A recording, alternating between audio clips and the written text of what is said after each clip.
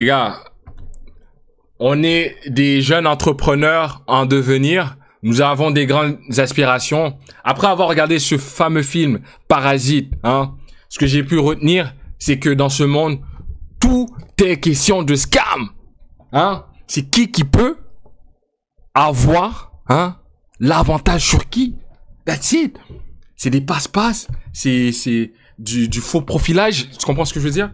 Donc venez, on va savoir, avec tout l'argent que tu récoltes, comment la blanchir quand tu es dans le sale. Une vidéo de Micode.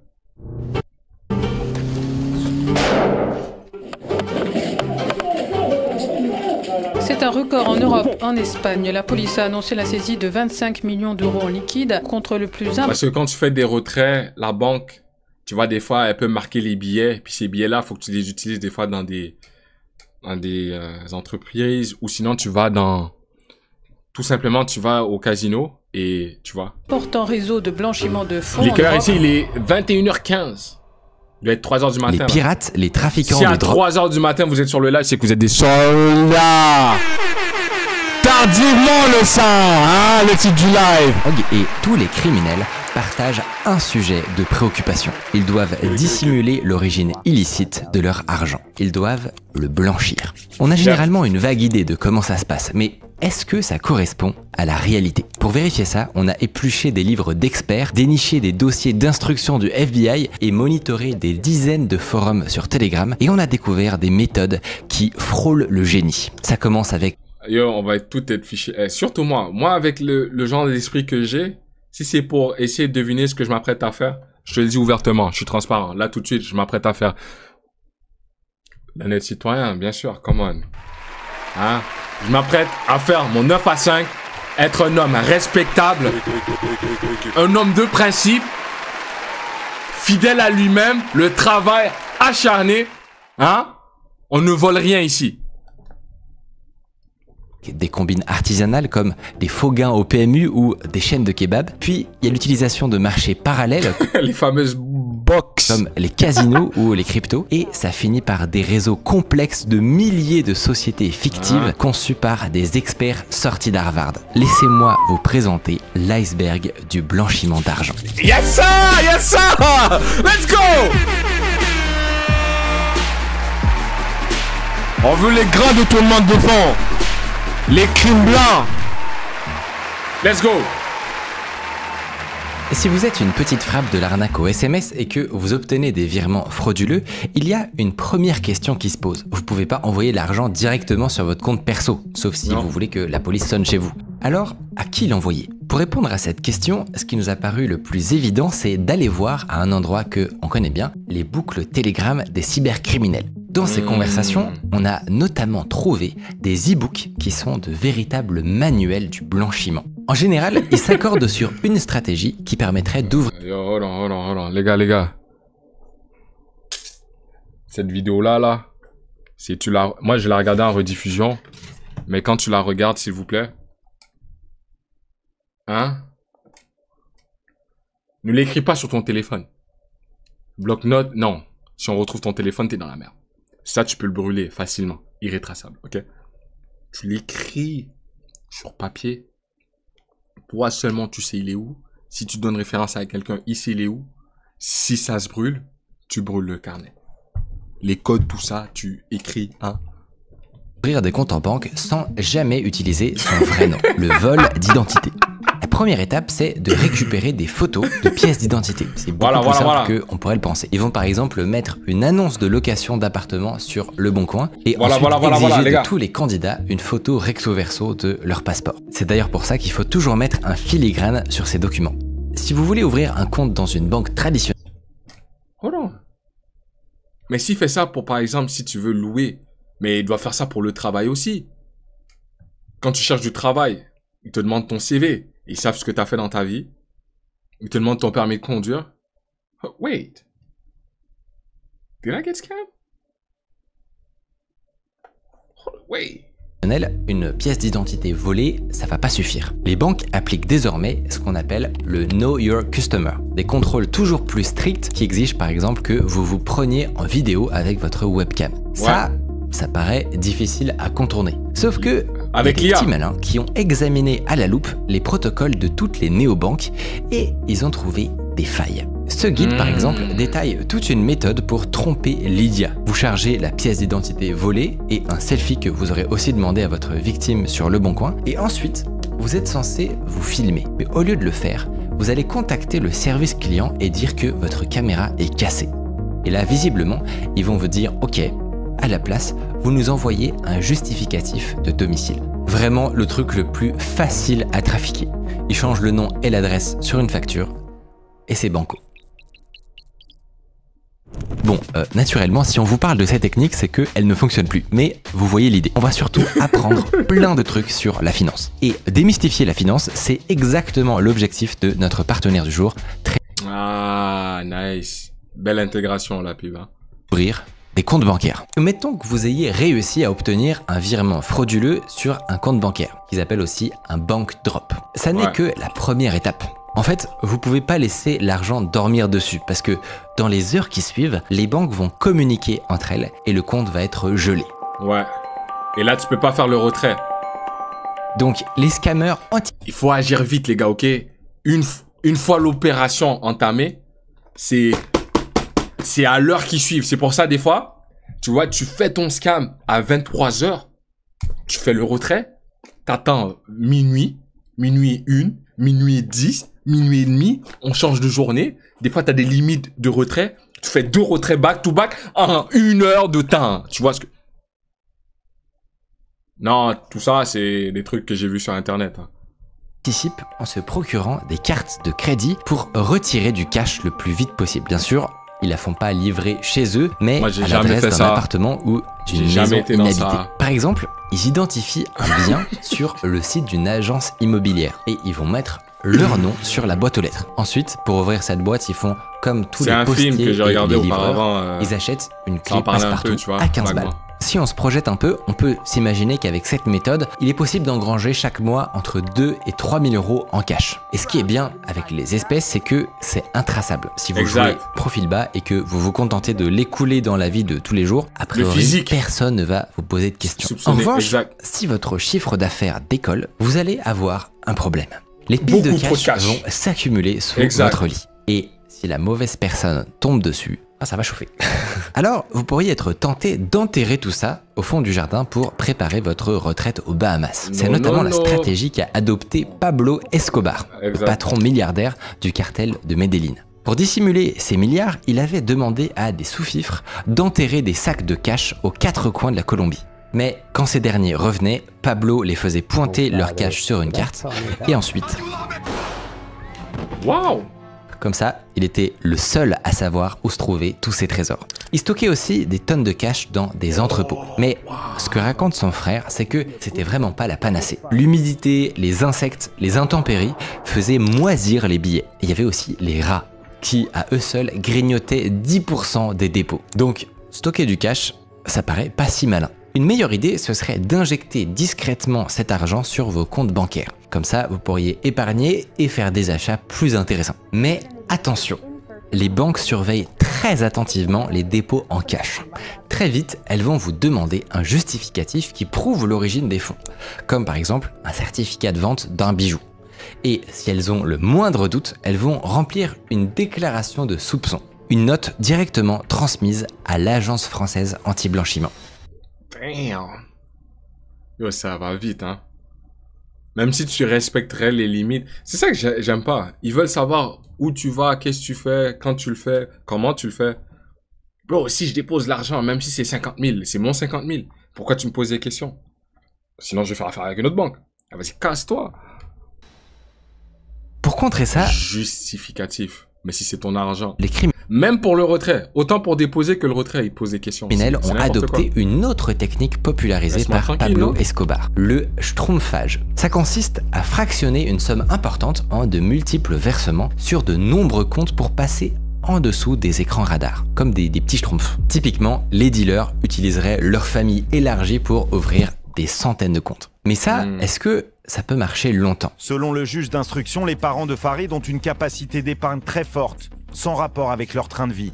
D'ailleurs, entre 2006 et 2010, Les revenus déclarés les rendaient souvent non imposables. Aujourd'hui, les banques s'appuient sur des logiciels très performants pour identifier des patterns de schtroumpfage. En réalité, si vous voulez déposer de grosses sommes sans éveiller les soupçons, il n'y a qu'une solution.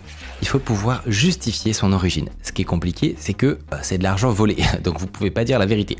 Mais il existe des techniques ingénieuses pour tromper les banques, comme par exemple les faux gains au jeu. C'était notamment la méthode préférée du dernier parrain français, Francis le Belge. Vous passez votre journée au PMU et quand il y a un champion qui remporte un gain, vous lui proposez de racheter son ticket moyennant une petite commission. Quand vous retirez votre gain sur la borne de paiement, vous allez obtenir un magnifique tampon de la Française des Jeux. En 2017, on a découvert qu'une bande criminelle avait poussé cette stratégie à un niveau industriel. Ils avaient créé un réseau d'une centaine de complices, tous installés dans des PMU, et ils rachetaient les tickets gagnants à l'appel. Bon, par contre, ils envoyaient tous les tickets dans un seul bar tabac à Aulnay-sous-Bois pour être encaissés. En gros, chaque semaine, on assistait dans ce PMU à des gains de plusieurs milliers d'euros. Autant vous dire que ça a fini par se voir. Une autre combine encore plus efficace, c'est la fausse vente aux enchères. Disons que vous voulez déposer à la banque 10 fois plus d'argent, par exemple 90 000 balles. D'abord, vous allez mettre aux enchères un objet d'art, un masque aborigène. Ensuite, un complice va participer à la vente et surenchérir jusqu'à proposer un prix démesuré sur lequel personne ne peut s'aligner. Déduction faite des frais du commissaire-priseur et de la commission du complice, vous pouvez désormais justifier un dépôt de 90 000 euros. Insane. Et bien sûr, votre masque aborigène, il reste à la maison. C'est pour ça que les objets d'art ont souvent des prix exorbitants. Bah ouais, c'est le meilleur moyen de blanchir ton argent. Les enchères. Surenchérie, t'as un collègue qui surenchérit. Toi, tu récoltes les sommes, hein. Après ça, passe, et puis... Selon certains experts, le marché de l'art contemporain serait surévalué de 20% juste à cause du blanchiment. Et si on regarde un peu les ventes de ces dernières années de près, il y en a qui sont quand même très bizarres. En 2014, un tableau de Bilal estimé 80 000 euros est vendu 158 000. Pire encore, en 2005, un propriétaire mystérieux propose à la vente le baiser de l'hôtel de ville, estimé à 20 000 euros. Il est vendu le lendemain 180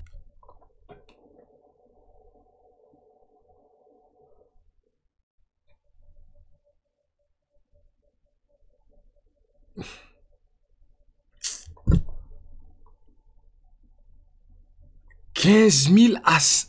Mais non. Et de l'hôtel de ville, estimé à 20 000 euros. Il est vendu le lendemain 104. Les gars. Mais non.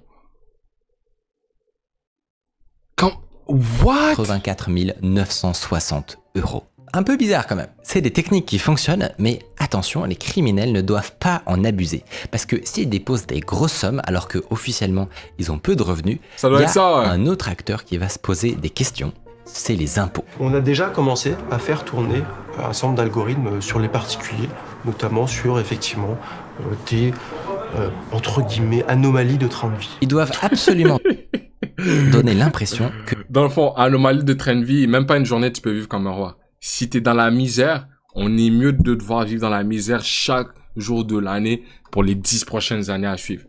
Avec une augmentation graduelle de 10 à 15%. Cet argent est gagné de manière légitime. Et pour faire ça, il existe en fait une méthode diabolique. C'est de créer des entreprises de façade. Des coiffeurs, épiciers, kebabs, des dizaines de petits commerces, les storefronts, uns à côté des autres, sur une même rue, fermés, en pleine journée.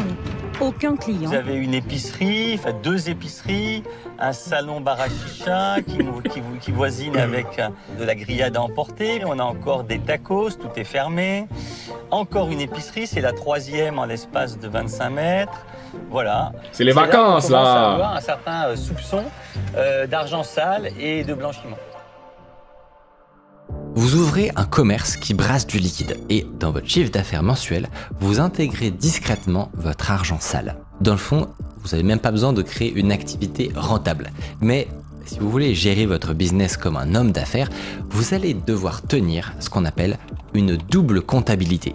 D'un côté, vous tenez une compta secrète qui distingue les flux d'argent sale et d'argent propre, et de l'autre, une comptabilité officielle que vous présentez aux impôts et aux URSSAF. Et dans cette dernière, il y a une erreur à ne pas faire. C'est de...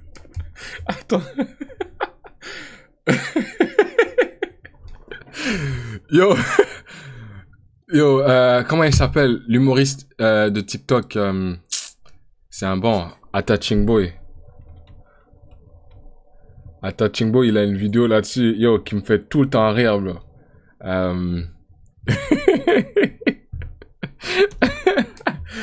Yo. Hold on. J'allais sur TikTok. Lui, c'est un des meilleurs TikTokers que j'ai jamais vu, bro. Franchement, là. Waouh. Les box. Attaching Boy. Box. Les fameuses boîtes. Elle est où la vidéo? Elle est où la vidéo?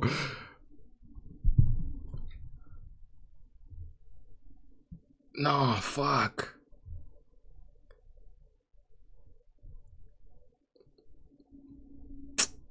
Yo, je trouve plus la vidéo. Il a enlevé la vidéo, quoi? URSAF.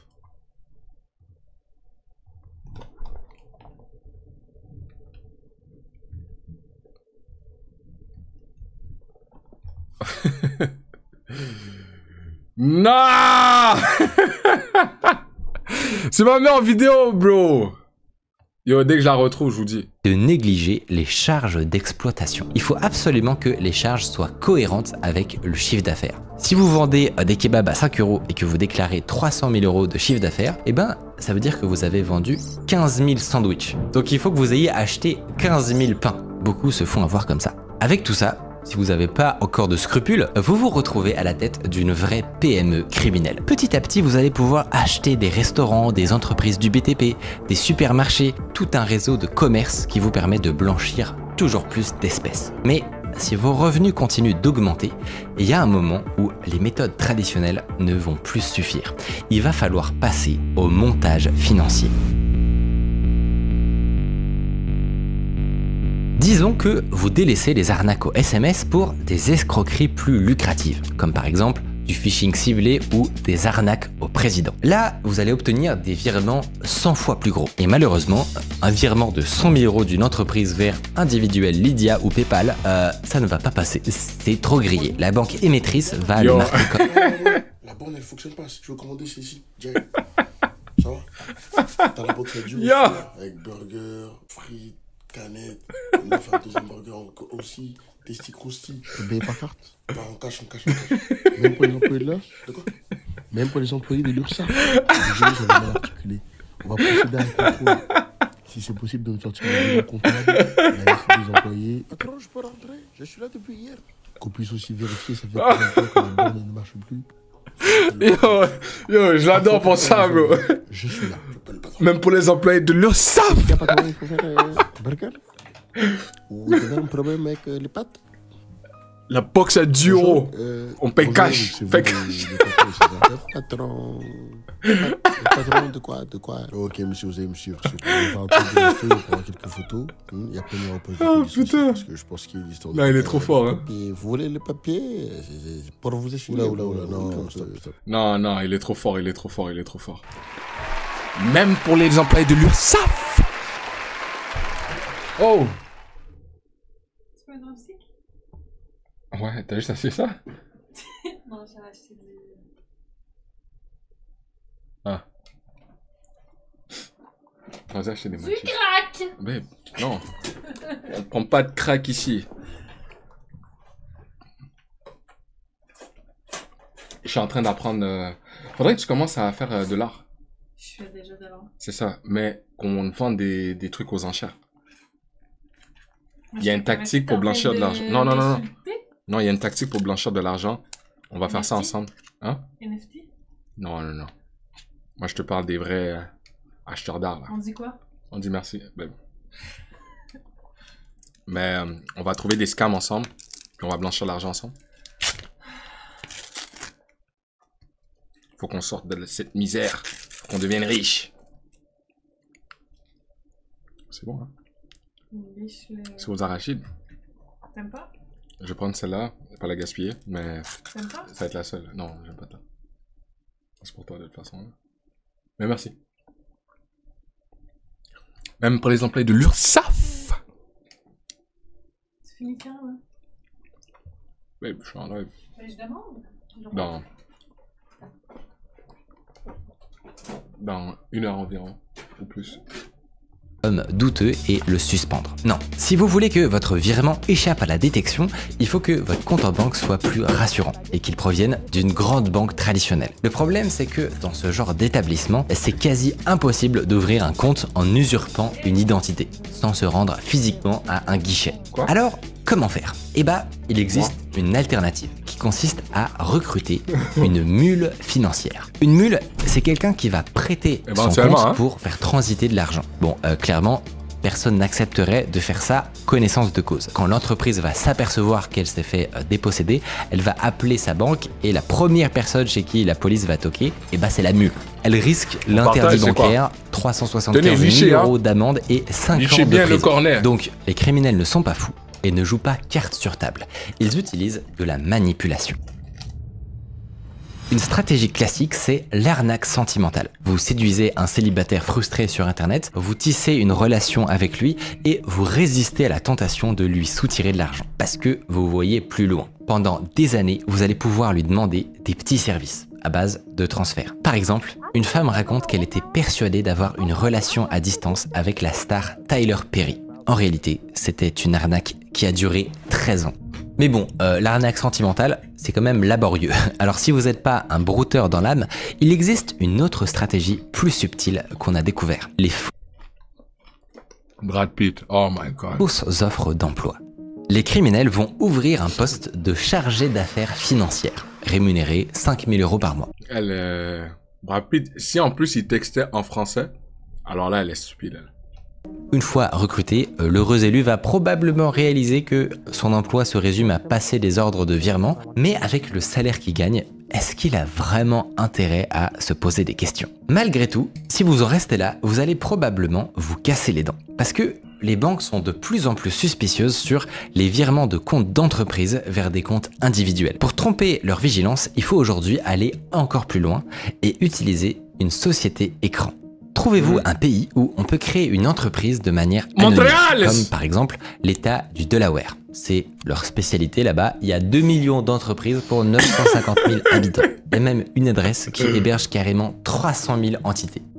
Ensuite, nommez à la tête de votre boîte un mandataire, un homme de paille qui va gérer l'entreprise en votre nom. Faites-lui ouvrir un compte bancaire professionnel en France et vous aurez un bank drop des plus crédibles. Naturellement, depuis ce compte, vous n'allez pas pouvoir retirer 100 000 € en cash. Du coup, ce qu'il va falloir faire, c'est une chaîne de virements. Vous allez fractionner l'argent sale sur une multitude de comptes dans un réseau suffisamment touffu pour perdre les enquêteurs. Pour construire ce montage, vous devez recruter des dizaines de nouvelles mules à la tête d'autant de sociétés fictives. Une tâche extrêmement chronophage que vous ne pourrez plus gérer seul. Donc, il faut embaucher des managers intermédiaires qu'on appelle dans le jargon des éleveurs. C'est eux qui sont spécialisés en recrutement de mules. Et cette fois, ils vont annoncer la couleur parce que... Yo, s'il y a quelqu'un qui cherche une mule, hit me up. Que pour 2% de commission, il y a des tas de gens qui sont prêts à faire des transferts. Ils vont aussi s'assurer... Non, pas sur téléphone, mais fais juste un texte spécial que moi et toi on peut comprendre en mode... Yo. J'ai capté direct. La fiabilité de la chaîne en faisant des petites transactions tests pour être sûr que l'argent arrive bien à destination. L'autre sujet, c'est qu'au vu des montants des transactions, chaque banque va exiger des justificatifs. Pour régler ce problème, il faut donner aux entreprises des activités fictives et tisser des relations commerciales entre elles. Vos mandataires vont signer des faux contrats et des fausses factures. Par exemple, une livraison d'ordinateur. C'est une technique très difficile à déceler parce que le responsable conformité, il va pas se rendre au port du Havre pour ouvrir les conteneurs. Cependant, attention quand vous rédigez vos factures, il y aurait des erreurs à ne pas commettre. On a découvert dans une banque lettonne que des employés corrompus avaient écrit un guide de fausses factures pour les nuls avec des conseils très précis. Par exemple, sur les conditions de livraison des marchandises. Si vous livrez un gros volume, vous devez choisir comme destination une usine près d'une gare ou d'un port. Sinon, c'est pas réaliste. Autre instruction, pour des montants inférieurs à 50 000 €, il faut absolument éviter les nombres ronds, parce que dans la vraie vie, les montants ne tombent jamais sur des sommes pile poil, sauf si vous faites du blanchiment. Maintenant, quand bien même les criminels multiplient les transactions, si leur argent reste en France, Tracfin ne va avoir aucun mal à les rattraper. L'agence travaille avec toutes les banques et peut accéder à n'importe quelle donnée. C'est ce qu'on appelle le droit de Donc, l'argent doit toujours circuler, ne jamais s'arrêter. communication. Il faut que vous ajoutiez un nouvel ingrédient à votre cocktail, les frontières. En fait, Tracfin n'a pas d'autorité sur les banques étrangères. Pour obtenir des informations, ils doivent faire une demande de coopération à leurs homologues étrangers. Ça peut prendre du temps et certains États sont plus constructifs que d'autres. Conséquence, selon un ex-directeur de banque, les frontières sont ouvertes aux voleurs, mais fermées aux juges et aux policiers.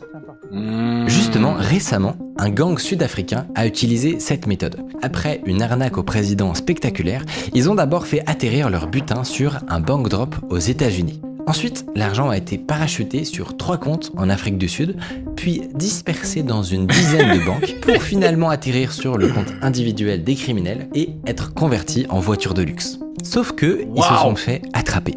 Parce que aujourd'hui, franchir une frontière, ça ne suffit plus. En fait, dans les années 90, les États se sont dit qu'il fallait absolument qu'ils arrivent à mieux travailler ensemble. Et ils se sont dit, ok, on va créer dans chaque pays une cellule de renseignement financier et toutes ces CRF vont collaborer entre elles le plus possible pour suivre les transactions. Et là, dans le cas du gang africain, ça a marché. FinCEN, la très puissante CRF américaine, a appelé la cellule d'Afrique du Sud qui a retracé le chemin de l'argent et gelé tous les comptes. Du coup, en tant que grand mafieux, qu'est-ce que vous pouvez faire? D'abord, il est possible de multiplier les franchissements de frontières. Dites-vous que chaque nouveau pays, c'est des demandes de collaboration et des emmerdes supplémentaires pour Tracfin. En quelques minutes, vous allez faire circuler des centaines de milliers d'euros, mais derrière, les enquêteurs, ils vont peut-être mettre 6 mois à obtenir les informations dans chaque juridiction pour avoir la big picture. Et dans l'intervalle, vous aurez changé tout le circuit. Un autre élément, si vous voulez être sûr de semer vos poursuivants, c'est de passer par des pays qui cultivent le secret bancaire. La C'est Suisse! l'idée que les banques de... La Suisse, ça, c'est un bon pays, ça. Là-bas, il fait bon vivre. On pose pas trop de questions, tu vois ce que je veux dire. Fais tes affaires. Nous, on veut le cash. Tu veux la montre aussi? On va te faire un prix. devraient protéger votre vie financière des regards indiscrets, notamment de l'État. Il y a un curseur extrêmement variable selon les pays. En France et aux États-Unis. Attends, Suisse c'est vérifié de malade? Je pensais que j'étais libre. Un compte en Suisse, on m'avait toujours dit que c'était, tu vois, tu fais tes affaires tranquillement, on ne pose pas trop de questions. Malte. On peut dire qu'il est nul, les impôts ont accès à tout. En revanche, au Vanuatu ou dans les îles Vierges, il est au maximum. Même les autorités ne voient rien. C'est ce qu'on appelle des paradis bancaires ou encore des trous noirs de la finance. Ouais. Dans les années 80, il y a un génie de la finance qui s'appelle Frank Jurado et qui a poussé cette stratégie à un niveau industriel. À cette époque, le cartel de Cali a un problème. Ils stockent leur trésor de guerre sur des comptes au Panama. Mais l'argent n'est pas protégé. Au moindre soupçon, les États-Unis vont pouvoir faire pression sur le petit voisin pour enquêter et geler les comptes. Mais le cartel a réussi à recruter un brillant économiste colombien diplômé de Harvard, Frank Jurado. Rémunéré 1 000 $ par jour, il va imaginer pour eux un montant. Quoi? Ok. Attends, c'est un truc qui peut se dire. Ok. Moi, je sors de même parce que je lui dis qu'est-ce qui se passe dans ma vie, genre. Ouais. Je fais pas. Elle crie. Oh, excuse-moi, Henri, je vais pas te faire peur. Je veux juste te compter des updates de ma vie avec le WhatsApp, genre. Puis là, j'ai dit l'affaire du nouveau local et tout. Ah, pas la. Ah, ouais, ok, c'est bon. À quoi tu pensais? Au feu d'artifice? Ouais. Mais. Puis là, elle était toute bien habillée. T'aurais dû la voir, là. Ça m'allait danser, là. Attends, elle était habillée genre sexy, genre, tu dis? Non, bien habillée. Ben. Ah, ok. Ben, t'as dit danser, je sais pas. Pole dance. Ça va pas faire du pole dance à 73 ans? Ben, on sait pas. Mais en tout cas, fait que là, elle était bien contente, là, mais t'aurais dû la voir. C'était vraiment cute. 73 ans, cette femme, là. Wow. Ouais. Granny. Cougar? Cougar. Anyways, je te dérange plus, je m'en vais. Ok, c'est bon, merci. Je t'aime. Je t'aime aussi. Non, je laisse. 8 plus blanchiment. Montage ultra sophistiqué, dont il décrit tous les rouages dans un mémoire de 20 pages. Il crée un processus en 5 étapes qui passe par des pays différents et des paradis bancaires, Regarde. et qui vise à ajouter à chaque fois Monaco. Il y a du financement à Monaco. Allemagne, Monaco, Suisse, Liechtenstein, Autriche, Luxembourg. une nouvelle couche d'obfuscation. C'est ce qu'on appelle la classification de Jurado. Pendant 3 ans, l'argent va transiter du Panama vers 16 Donc, à lui, pays, c'est 68 comment, banques et Tu veux lui 115 faire- comptes. Tu veux que je lui fasse ôter une hanche là? Jurado fait ce qu'on appelle une cavalerie. Il multiplie les transactions inférieures à 100 000 euros pour que les millions atterrissent finalement dans une poignée de sociétés écrans en Europe. Son idée, c'est que toutes ces sociétés investissent ensuite en Colombie dans des activités propices au blanchiment. Mais pendant que l'argent transite entre la phase 3 et 4, entre Monaco et la Suisse, il se passe un événement inattendu. Sa banque à Monaco fait faillite. Les comptes sont audités et on découvre des milliers de transactions douteuses liées à Jurado et sa famille. La police fouille sa maison au Luxembourg et elle découvre son carnet avec les détails de toutes ses opérations. Monaco. Jurado s'est fait arrêter, mais cette stratégie est plus que jamais valable. En 2020, Europol a démantelé une organisation tentaculaire qui proposait aux cybercriminels Mr. un service Robot, de non. blanchiment en kit, contre une commission de 50%. Le syndicat fournissait aux clients un bank drop et l'argent circulait ensuite dans un réseau de sociétés fictives, d'abord dans le pays d'origine, puis à l'étranger, pour finalement atterrir sur un compte au choix du client. Propre. Voilà, vous êtes désormais capable de faire disparaître des à prendre ou mettre tout cet argent. Cette fois, c'est pas du cash, donc vous pouvez pas l'injecter dans des petits commerces. Vous pouvez pas non plus le virer sur un compte en France parce que le fisc vous attend au tournant. En fait, la meilleure solution, c'est peut-être de cacher votre trésor dans un paradis bancaire. Vous auriez pas idée du nombre de gens qui font ça. Les 3500 Français. Man, le nombre de comptes que tu dois avoir, te souvenir des mots de passe, toujours être actif dessus. Bro, pour pas essayer de te faire finesse, parce que c'est sûr, parmi ces banques Fugazi là, il y a des gens qui essaient de finesse. Il faut que tu restes concentré de malade.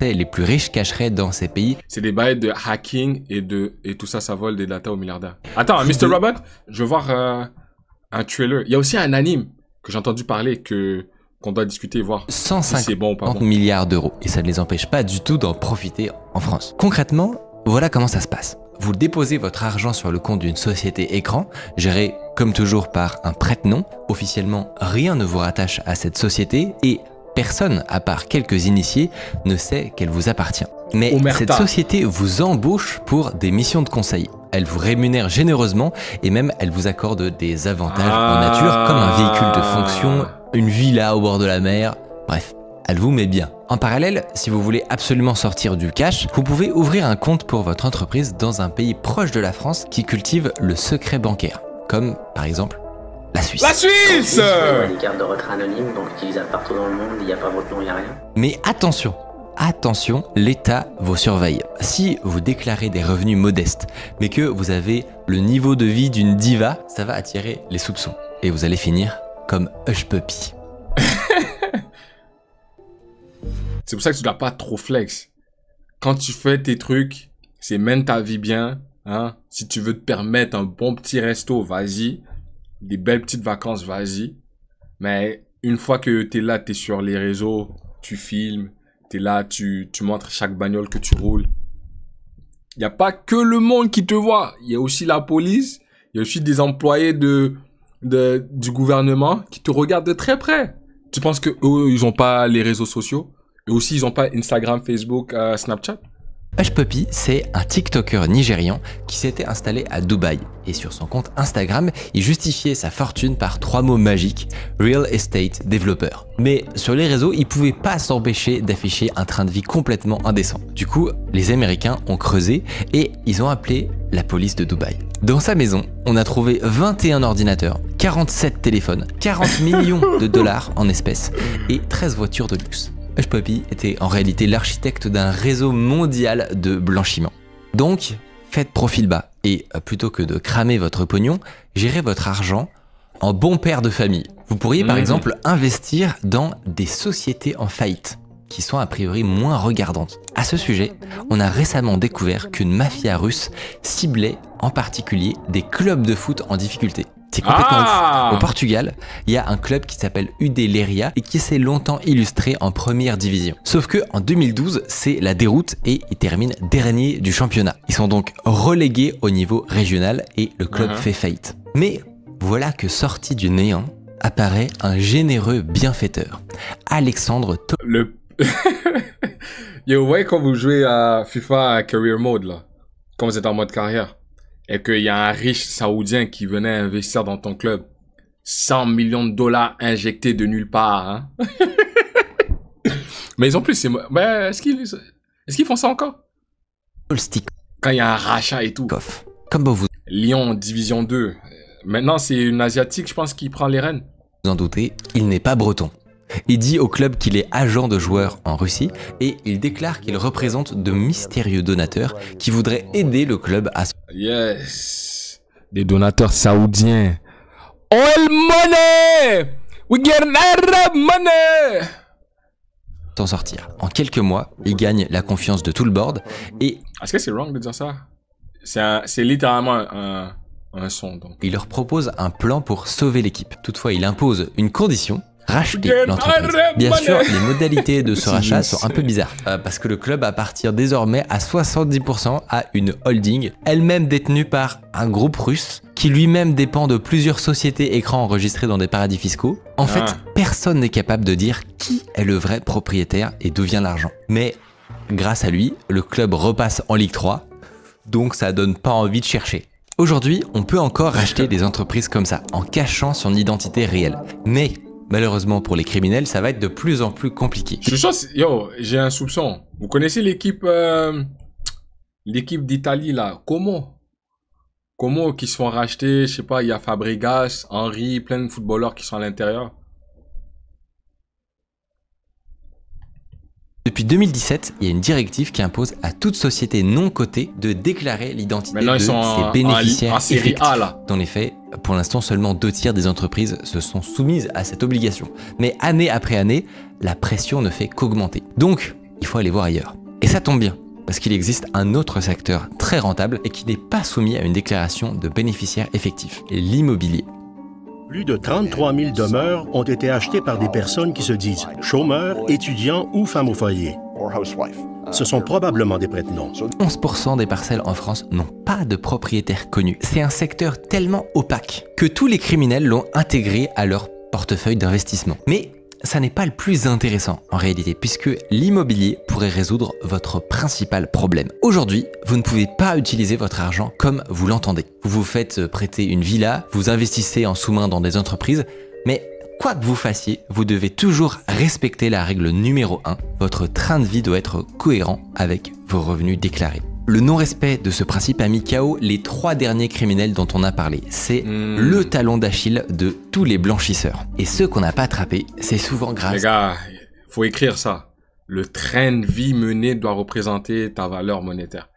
Donc, faut que il y a une cohérence. Hein?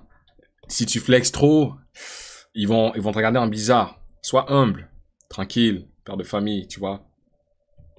À l'immobilier. Si vous vous y prenez bien, vous allez enfin pouvoir faire croire à l'État que vous vous êtes enrichi par des moyens légaux et que votre fortune est réglo. Pour y arriver, il y a une méthode qui a été popularisée par un certain Meyer Lansky. Lansky, c'était le conseiller financier de la Cosa Nostra, la mafia italienne aux États-Unis. Il avait été traumatisé par la chute d'Al Capone, réputé intouchable et qui s'était finalement fait condamner pour fraude fiscale. Lansky veut pas faire la même erreur. Alors il commence par dissimuler l'argent de la mafia en Suisse. Et ensuite, il élabore avec un banquier un système ingénieux pour pouvoir librement utiliser cet argent aux États-Unis. Ce système, ça s'appelle le prêt adossé. D'abord, Lansky demande à la banque suisse s'il peut souscrire un prêt de 5 millions de dollars.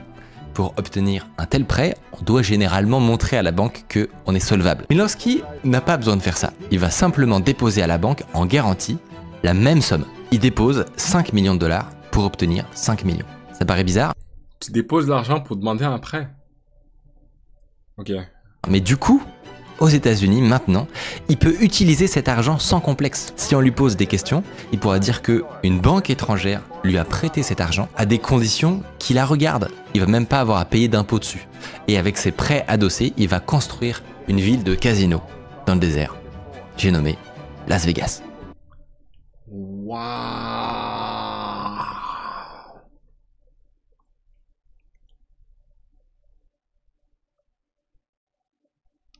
Dubaï qui se construit dans le désert, Las Vegas qui se construit dans le désert. Il y a une tendance là. Waouh. Oh. On remercie les Suisses pour Las Vegas. Dans les années 1950, les mafias américaines et siciliennes vont à leur tour utiliser cette technique. Grâce à ça, ils parviennent à constituer un réseau de milliers de pizzerias tenues par des Italiens et qui leur permet de distribuer l'héroïne sur tout le marché américain. C'est ce qu'on a appelé la Pizza Connection. Encore aujourd'hui, le prêt adossé est très populaire, en particulier chez les politiciens véreux. Je n'ai jamais eu de compte à l'étranger, ni maintenant, ni avant. J'ai commencé la politique avec ma femme. Nous étions riches, on l'a fini pauvre.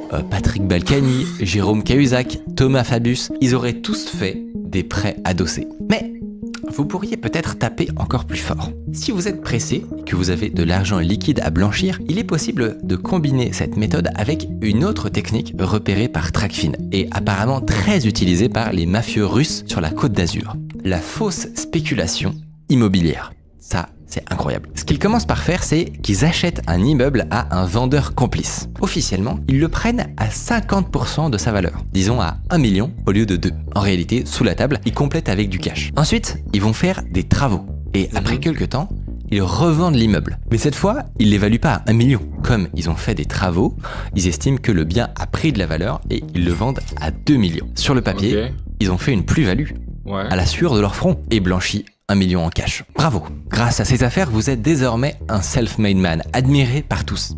Mais pour autant, est-ce que vous arrivez à dormir la nuit? Votre circuit de blanchiment a beau être robuste, il est entaché par un défaut. Il repose entièrement sur le système bancaire. Ce qui veut dire que, ultimement, il est traçable. En y réfléchissant un peu, il suffirait d'un sursaut de réactivité des banques ou de la pression des Américains sur un paradis bancaire pour que tout votre joli montage s'effondre. Il est donc temps de quitter les schémas traditionnels pour des techniques plus obscures. C'est ça que j'aime. Si vous cherchez une alternative à la chaîne de virement, il existe une première méthode très difficile à détecter qui s'appelle le blanchiment par le commerce. Il n'y a pas très longtemps, la police irlandaise a démantelé un gang d'arnaqueurs au SMS qui utilisait cette stratégie pour exfiltrer des millions au Nigeria. En gros, voilà comment ça se présentait. Ils achetaient en ligne tout un tas de produits, de l'alcool, des vêtements, des ordinateurs, et ils se faisaient livrer tout ça au Nigeria. Et parfois en quantité énorme, genre 1,7 million d'euros de médicaments.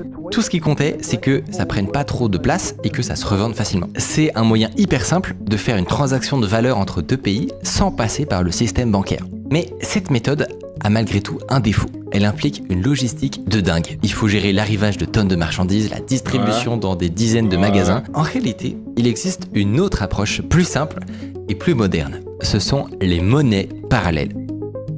Est-ce que vous avez déjà entendu parler de Roblox? Roblox, c'est un jeu vidéo pour enfants, une sorte de grande cour de récréation. Yo, si j'apprends qu'il y a du... On m'a toujours dit, il y a des millionnaires sur Roblox. Roblox peut faire du cash. Roblox, c'est les créateurs de contenu. T'inventes des maps, des mods, tout ça. Et aussi, j'entends, il y a un scam spécial Roblox, bro. I need that!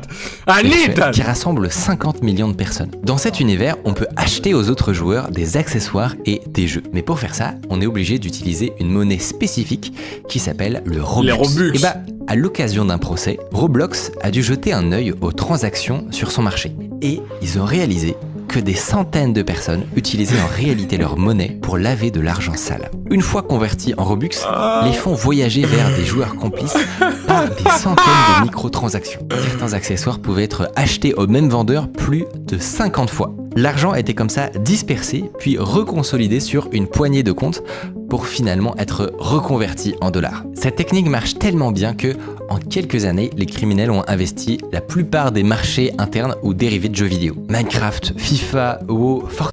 FIFA, les packs Ultimate Team, hein? Mais il y a quand même une limite, c'est la taille des marchés. Si vous faites des achats en masse, même sur un groupe de joueurs, ça va finir par se voir. Sur le marché Steam de CSGO par exemple, les propriétaires du jeu ont réalisé que 99% des transactions servaient à faire du blanchiment. Du coup, ils ont dû débrancher la bourse, quoi. Alors que pour le coup, il existe une autre catégorie de monnaie virtuelle qui pourrait vous permettre de brasser beaucoup plus. Les crypto-monnaies! Let's go! C'est les cryptos. Si on n'en a pas parlé tout de suite, c'est que les cryptos partagent grosso modo un inconvénient. Leurs transactions sont publiques. Tout le monde peut voir en temps réel d'où vient l'argent et où il va. Mais il y a quand même des outils qui permettent de créer du brouillard. Et s'il y a une organisation cybercriminelle qui a appris à les utiliser parfaitement, c'est le groupe Lazarus. Tu vois, c'est ça, crypto, NFT, il y avait un truc bizarre. Lazarus. Lazarus, c'est le bras armé de la Corée du Nord, une milice de pirates dont le seul objectif est de rapporter des gros sous pour financer le programme nucléaire de Kim Jong-un. Et il y a 5 ans, ils se sont retrouvés face à un défi. Ils avaient réussi à voler 4 milliards de dollars en crypto. Sauf que tout leur portefeuille était sur liste noire. Si jamais ils avaient déplacé leurs bitcoins sur un exchange pour les convertir en dollars, leurs fonds auraient été instantanément gelés. Alors, ils ont trouvé une méthode d'obfuscation extrêmement ingénieuse qui s'appelle la chaîne de pelage. En gros, de temps en temps, sans crier gare, ils se sont mis à déplacer des fonds très rapidement sur un grand nombre de portefeuilles à la suite. En réaction, tous ceux qui les surveillent vont s'efforcer de suivre leurs traces comme ça le plus vite possible, pour ne pas les perdre de vue. Mais tous ces gens vont manquer un détail. À chaque transaction, les pirates détournent discrètement une partie infime du flux vers d'autres portefeuilles. Et c'est ces bitcoins-là qui vont convertir en dollars. Qui plus est, dans une petite plateforme d'échange qui n'aura pas eu le temps de voir ce qui se passait. Et en fait, c'est même pire que ça parce que les Nord-Coréens, pour être bien sûrs de semer tout le monde, faisaient des chaînes de pelage, Et ça fonctionnait. Un peu. En fait, malgré l'ingéniosité du système, les volumes étaient pas fous. Ils ont pu blanchir comme ça qu'une infime partie de leurs milliards. Du coup, les pirates ont dû essayer autre chose. Un autre outil bien connu dans la crypto, j'ai nommé les mélangeurs. À l'origine, les mélangeurs sont pas criminels en soi. Ce sont des services qui permettent de casser la chaîne de traçabilité. En gros, voilà comment ça marche. Vous transmettez vos bitcoins à un pot commun qui va accueillir aussi les cryptos d'une dizaine de clients. Tous ces bitcoins sont mélangés et ensuite dispersés sur de nouveaux portefeuilles, avec des montants choisis au hasard et selon une temporalité aléatoire. Ce qui fait que de l'extérieur, c'est très difficile de savoir d'où vient l'argent et où il va. Idéal pour nos pirates qui récupèrent un portefeuille non blacklisté. Mais là aussi, il y a une limite. C'est que la dilution ne fonctionne que si on injecte des petites quantités. En réalité, si on fait le compte de ce que les pirates ont réussi à blanchir de leurs 4 milliards depuis 2020, on obtient le résultat de 50 millions par an. Quand on y pense, c'est pas beaucoup. Ce qui fait qu'il faut une dernière méthode qui permette de brasser des millions en échappant à toutes ces contraintes. Et j'ai nommé les casinos. Les Nord-Coréens l'ont aussi pratiqué brillamment. En 2018, ils parviennent à dérober 81... Toutes les casinos ou les paris sportifs, hein. Stake, carrément maintenant Stake, ça c'est la plateforme, je pense Drake, il est là-dedans. C'est un des logos de... Comment s'appelle ce club? C'est un club de Première Ligue. Rival à Arsenal, me semble. Ou sinon c'est... Les chandails bleus, c'est quoi? Everton! Les gars, les chandails d'Everton sont sponsorisés par Stake. Et Stake, c'est louche. Quand tu arrives sur un site spécial, tu vois, par exemple, de streaming, et qu'il y a, tu vois, les annonces bizarres, très souvent, quand tu cliques puis que c'est une annonce de casino, ça va être Stake.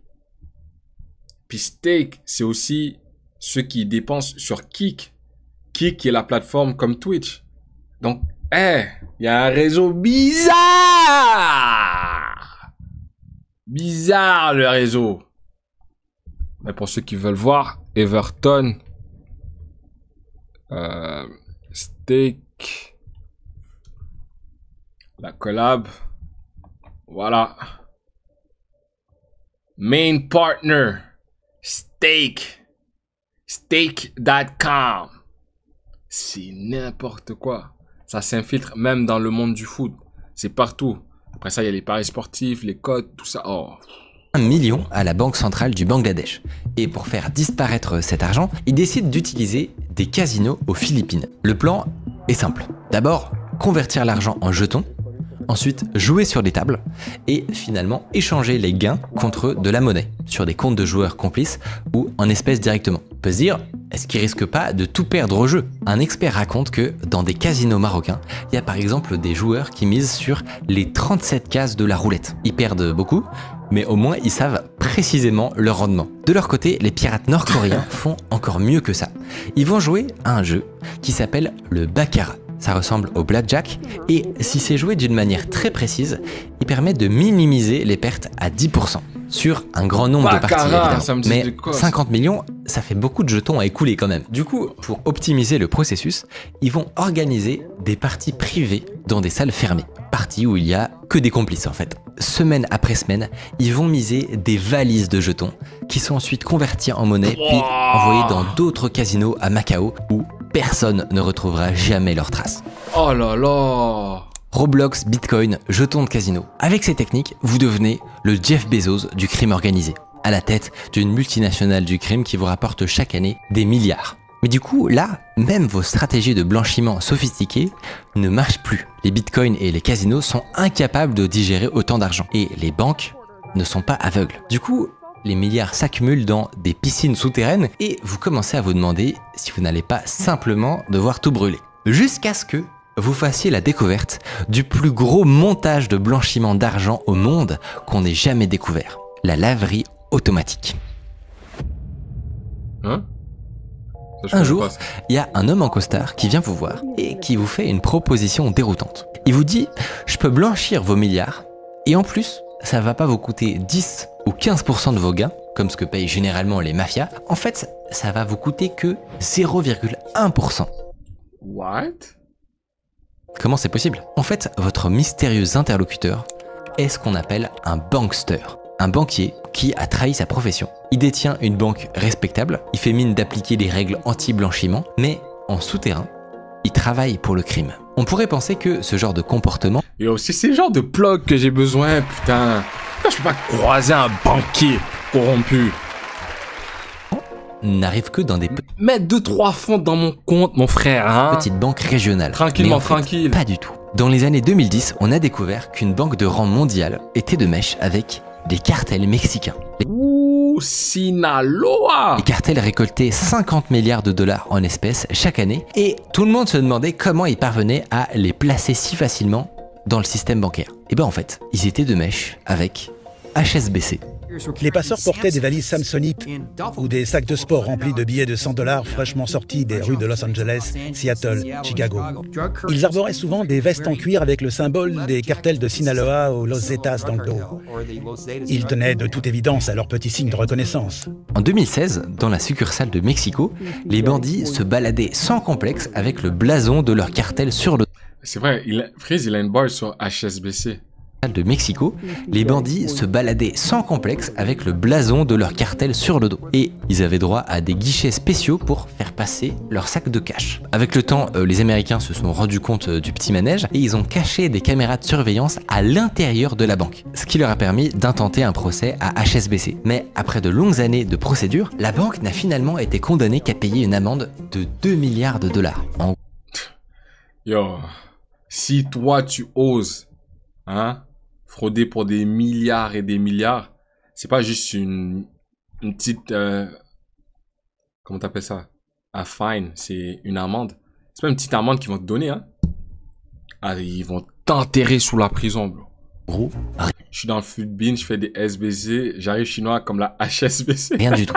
Et personne n'est allé en prison. Cette histoire est dingue. Bon, ça arrive pas non plus très souvent. Mais parfois, les criminels ne s'appuient pas sur une banque corrompue, mais seulement sur des insiders, des employés haut placés qui trahissent à l'insu de tous. En 2017, au Royaume-Uni, on a par exemple découvert un insider chez Barclays. Le chef des comptes personnels travaillait en secret avec un gang moldave. Il gérait pour eux un circuit de 400 comptes dans toute l'Europe, circuit qui leur a permis de blanchir 17 millions d'euros. Mais on n'a toujours pas répondu à notre question. Comment notre mystérieux bonhomme en costard peut faire tomber ses frais de blanchiment? Yo, vous pensez ici à 1 million qui passe et que tu prends genre, on va dire, 1000. Est-ce que celui qui a envoyé le million va venir toquer à ta porte et te demander le 1000 $? Ça représente rien en vrai. À 0,1%. Ou peut-être c'est GG's, il t'enterre, il vient avec toi dans les bois, il te tire dessus puis il t'enterre là direct. Il se trouve que dans les années 2000, ou peut-être même un 100 $, tu vois, un 500 $. 2-3 pièces que tu laisses couler dans ta poche. Il y a un groupe de financiers en Europe de l'Est qui a trouvé la solution magique. Ils ont d'abord trouvé une banque qui fermerait les yeux sur l'entrée d'argent sale. Cette banque, c'est Lukio Bankas, en Lituanie. Ensuite, ils ont créé un montage classique à base de sociétés fictives, de prête-noms et de fausses factures. Jusque-là, rien de nouveau. Mais pour baisser les coûts au maximum, ils ont eu une idée brillante. Cette fois, les sociétés fictives et tous les comptes en banque ne seraient pas à usage unique, comme toujours. Ils serviraient simultanément à tous les clients pour faire une maxi économie d'échelle. Sauf que pour que ça marche, il faut un volume de transactions suffisant. Des milliards et des milliards. Du coup, ils sont allés démarcher des centaines d'organisations criminelles avec leur pitch. Et ça a marché. Ça a donné une énorme pipeline que les journalistes baptiseront plus tard une laverie automatique. Si on le sait, c'est parce qu'en 2020, une fuite de données a révélé l'ampleur du système. Donc, on a plein d'infos. Accrochez-vous bien, la laverie impliquait 2900 entreprises, responsables de 47 000 transactions, pour un blanchiment total de 26 milliards. Oh my God! Regarde les chiffres! Wow! D'euros. Et il y a un autre truc que cette fuite de données a révélé, c'est qu'il n'y avait pas qu'une seule laverie automatique. The Azerbaijani laundromat is a massive money laundering scheme. Donc n'ayez crainte, il y aura toujours une laverie automatique pour vous servir quelque part. Maintenant, qu'est-ce que vous allez pouvoir faire avec votre nouvelle fortune? Avec 20 milliards, vous pourriez acheter 3 porte-avions, 100 Rafales ou envoyer 5 astronautes écrire votre nom sur la Lune. Mais bien sûr, vous n'allez pas faire ça, parce qu'il y a mieux. Prendre le contrôle de secteurs entiers de l'économie. En fait, des chercheurs se sont intéressés à l'impact des mafias sur l'économie de marché. Et ils ont identifié un phénomène assez dingue. Ça s'appelle la distorsion de concurrence. Les mafias italiennes sont les maîtres en la matière. En gros, ils prennent le contrôle de petits commerces, des restaurants par exemple, et ils se disent « Pourquoi on se contenterait de blanchir de l'argent ?» Parce que le restaurant, leur activité, ils en ont pas vraiment besoin. Donc ils peuvent casser leur prix, vendre à perte et conquérir tout le marché. On évince les autres, on gagne un monopole et ensuite ni...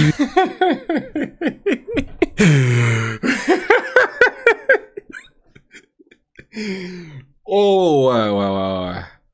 Là on rentre dans la vraie corruption là. En Italie c'est grave, la mafia contrôle toutes les rues. Waouh. Parce que même s'ils perdent de l'argent à travers leur business, eux, ils sont déjà dans des scams beaucoup plus hauts. Uniconnu, on remonte les tarifs. En Italie, dans certains territoires, on a vu comme ça des pans entiers de l'économie basculer aux mains de la mafia. Le BTP, le tourisme, les entreprises de nettoyage, la restauration, ils contrôleraient maintenant 10% du PIB du pays. Mais avec ça, vous n'avez pas encore fini le jeu. Est-ce que le pouvoir économique vous suffit? En France, votre réussite dans les affaires vous attire la sympathie des masses. Après tout, vous êtes un honnête citoyen. Vous payez vos impôts, vous financez ce pays. Vous êtes finalement une sorte de bienfaiteur pour la France. Vous êtes même un Bernard Tapie du 21e siècle. Bernard Tapie, t'es là-dedans? Le Marseillais là? Un homme parti de rien qui a montré qu'avec de l'effort et du mérite... C'est genre le Donald Trump français. Tout est possible. Du coup, pourquoi ne pas vous présenter aux élections? Vous ne serez pas le premier à le faire. Pablo Escobar a déjà... Macron, on savait que tu travaillais pour Pfizer, hein? On n'oublie pas. tenter sa chance. En 1982, il candidate aux élections législatives et il fait tout pour gagner. Il fait pleuvoir l'argent sur sa circonscription, il construit des écoles, des stades de foot et il corrompt la presse locale. Et ça marche, le chef du cartel de Medellín se retrouve député à l'Assemblée nationale colombienne. Sauf que, quand même, sa réputation le précède. Le gouvernement peut pas accepter ça, donc ils diligentent une enquête et ils parviennent à prouver qu'il a financé sa campagne par des moyens occultes. Son élection est annulée. En fait, si vous envisagez de prendre la lumière... Il aurait pu, putain, il aurait dû, il aurait pu. Vous devez vous attendre à ce que votre histoire soit passée au peigne fin. Or, vous avez beau avoir tout fait pour laver votre fortune, est-ce que vous êtes sûr que si quelqu'un fouille bien, il va pas trouver quelque chose? C'était exactement le problème de Joe Kennedy. Pendant la Prohibition, il fait de la contrebande d'alcool et en s'alliant avec la mafia new-yorkaise, il devient milliardaire. Mais lui, son vrai objectif, c'est gagner la Maison Blanche. Pour y arriver... C'est ça, dans le monde, tout le monde a un peu ses mains sales dans ce truc-là. La stratégie est déjà de se rapprocher du prochain président. Lorsque Roosevelt se présente en 1933, il fait tout pour l'aider. Il utilise ses réseaux et dépense sans compter. Il va jouer un rôle clé dans son élection. Mais une fois au pouvoir, c'est l'échec. Roosevelt le rejette à cause de sa réputation. Donc, il change de stratégie et il mise tout sur son fils. Pendant des années, il le garde soigneusement éloigné de ses affaires. Comme ça, lui reste blanc comme neige. Et finalement... je connais des mafieux que leur fils étudie dans le droit pour qu'ensuite, eux, ils comprennent le droit et puissent contourner... Yo, this is insane. En 1960, il le lance à la primaire démocrate. Pour le faire gagner, il met le paquet. Il achète les votes des délégués dans tous les États clés. Et la suite, vous la connaissez. John F. John Kennedy. Fitzgerald Kennedy deviendra le 35e président des États-Unis. All free men, wherever they may live. Tu vois, son père était corrompu, a tout fait pour que lui soit bien. Mais lui, il était tellement bien que vas-y, posé sur le toit, sniper en place, hein, engagé par qui? La question se pose. Il y a eu des débats, il y en a qui disent c'est la mafia, il y en a qui disent c'est la FBI. Il y en a qui diraient même que c'est le Mossad. Le Mossad. C'est Mossad ou Mossad? Hein? Les questions se posent. Qui? Un homme si propre, si droit, pourtant. Allié à la cause américaine des Noirs en plus. En voiture en mouvement, sniper bien placé, qu'ils ont pu... C'est-à-dire, le gars, il est tellement fort pour prendre la shot précise pour tirer sur la tête du président, mais pas capable de s'enfuir. Il fallait un fall guy. Et dis-toi, ça, c'est en quelle année? Ça, t'avais même pas les caméras, tout ça. Aujourd'hui, ils essaient de faire passer Donald Trump comme un survivant d'un attentat. Mais Donald Trump, c'est ça l'affaire. C'est un élément très... C'est 50-50. Tu dirais peut-être qu'il est vrai, honnête. Tu vois, il reste sur la droiture, il garde ses convictions.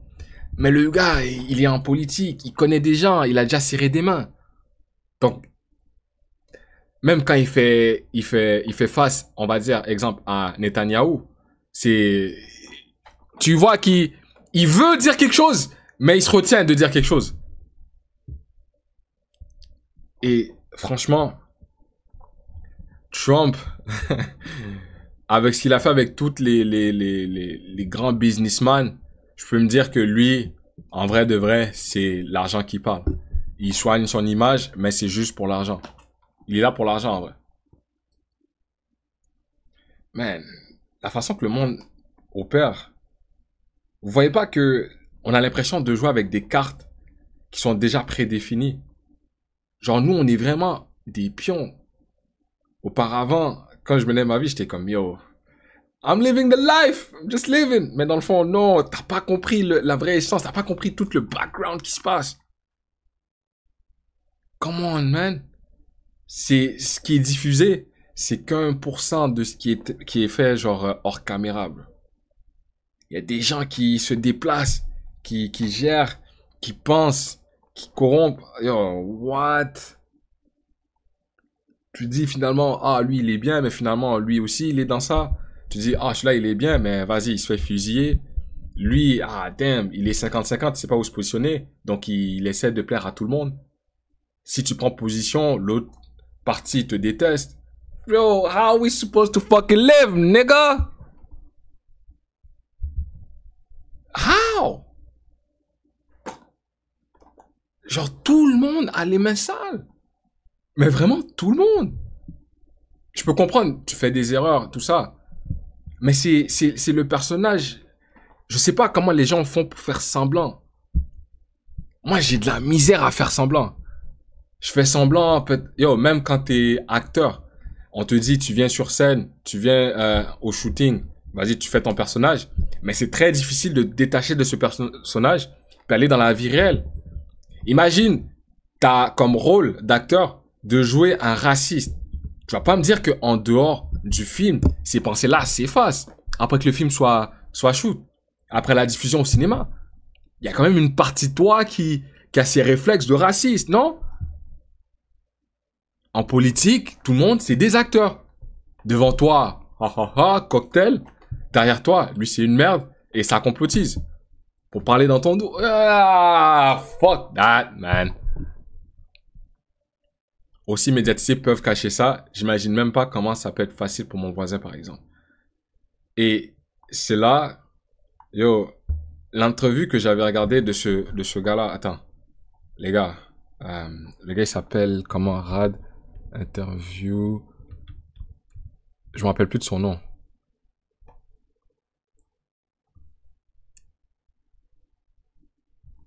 Ah, oui. Michel, c'est quoi? Michel Juno Katsuya. Lui, il a tellement dit des trucs. Il a dit des trucs merci. Ici, là. Pas loin de Dr. Penfield. On a eu beaucoup. Il a même dit que Donald Trump aurait travaillé avec les Russes ou a été corrompu par les Russes. Puis maintenant, il est... Je sais pas, il se positionne où? Les Russes ont même participé à l'élection de Donald Trump. Donc, Donald Trump serait favorable aux Russes parce qu'il en doit une. Mais même à travers...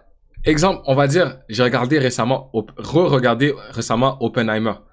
Les gars, Oppenheimer, la façon qu'on voulait dire qu'il était communiste, mais qu'il devait être à l'encontre des fascistes, mais il arrive aux États-Unis où est-ce qu'on le regarde en bizarre, mais les gens avec qui il côtoie dans le milieu scientifique sont tous des juifs qui échappent à ce qui se passe en Germanie, mais les Allemands aussi,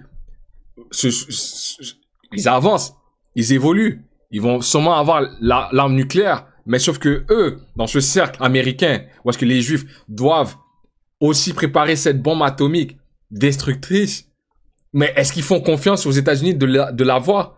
Mais c'est dans des trucs secrets qui est pas dit. Il y a des opérations cachées.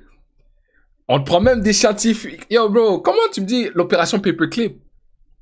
Tu vas me dire, l'inventeur de la bombe atomique, Oppenheimer, est juif, mais il y a une opération Paperclip qui ramasse tous des scientifiques nazis pour les faire venir en Amérique. What world we live in? Ton ennemi, aux États-Unis, ton ennemi peut être ton voisin, bro. C'est l'animosité H24. Comment ils s'entendent? C'est qui est au top du gouvernement? Est-ce que c'est tout le monde qui vient ensemble, mais tout le monde vient avec ses propres valeurs et ses propres convictions? Donc, where the fuck? Yo, what? De ce qu'on appelait des défecteurs, c'est-à-dire des gens qui changeaient de camp et avec les secrets, ils marchandaient leur nouvelle vie avec les services occidentaux. Alors, Yurchenko, durant un voyage en Italie, saute la barrière, se rend à l'ambassade américaine et finalement est transporté clandestinement aux États-Unis. Et là, il dit, avant de commencer à vous donner tous les secrets que j'ai, parce que c'était un colonel... C'est ça c'est la petite story time, mais il a dit un truc sur Donald Trump, et ça m'avait marqué, bro. Même ici, yo, oh wow. Dans diverses communautés, pas seulement chinoises, ça peut être iranienne, ça peut être russe ou autre, on va aller recruter parce qu'on a une certaine proximité. Mais souvent, on a ce qu'on appelle les idiots utiles. Les idiots utiles, c'est des gens qui ne sont pas de l'ethnie en question, mais qui ont peut-être une affinité ou un amour pour une culture étrangère. Ou pour l'argent. Yo, je vais pas trop vous spoil l'affaire. L'ingérence étrangère au Canada, si vous avez le temps d'aller écouter ça et que vous habitez ici, ça va vous ouvrir les yeux. C'est un bon Michel Junot Katsuya, j'ai pu comprendre ce qu'il disait et j'ai même expérimenté avec, ça m'a glacé le sang. Parce que je suis allé faire mes recherches. Moi, je suis un overthinker, hein. Dès que je pense trop, je réfléchis trop, je fais des recherches. Après ça, je suis effrayé et là, c'est là que ma tête commence à tourner et je deviens fou. Si je fume, oh my god, oublie ça. Interview de Thinkerview. Il y en a une, Fabrice et Boué si tu veux. Thinkerview. Je note, hein. Je note, hein. Fabrice. C'est celle-là en noir et blanc. Parce qu'on aborde, comme vous le savez, des sujets un peu compliqués. Vous connaissiez la chaîne avant de venir? Sujet compliqué. Je suis preneur. À regarder plus tard. Les gars, il est tard. Il est 10h25. Les vendredis, on sera en live de 6h à minuit. Là, je pars plus tôt. Je suis en caleçon là, tu vois. Torse nu, dans ma chambre, comme un crado. Mais c'est ça la vraie vie. T'es pas tout le temps bien sapé. Des fois, quand il fait chaud, t'as pas le choix. Je live dimanche, puis il faut que j'écoute... comment ça s'appelle?